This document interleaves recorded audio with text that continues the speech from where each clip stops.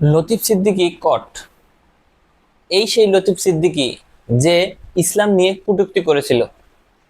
আপনাদের কি মনে আছে সে ইসলাম নিয়ে কি কথা বলেছিল? চলুন দেখে আসি।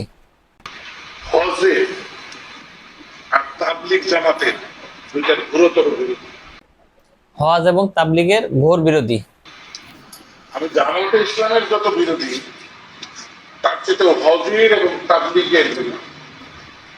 যে কত ম্যান পাওয়ার নষ্ট হয়। আচ্ছা, হজের জন্য 20 লক্ষ লোক আজকে সৌদিতে গেছে। এদের কোনো কাম নাই, এরা কোনো প্রোডাকশন না দিচ্ছে না, এদের কোনো কাজ নেই। শুধু যারা ডিডাকশন হজে যায় তাদের নিয়ে কোনো কাজ খাচ্ছে। নেই, হ্যাঁ, কোনো দেশের প্রোডাকশন টাকা দেয় না। নিয়ে ওদের দিয়েছে। কি আসবে? শুনেছেন তার বক্তব্যটা?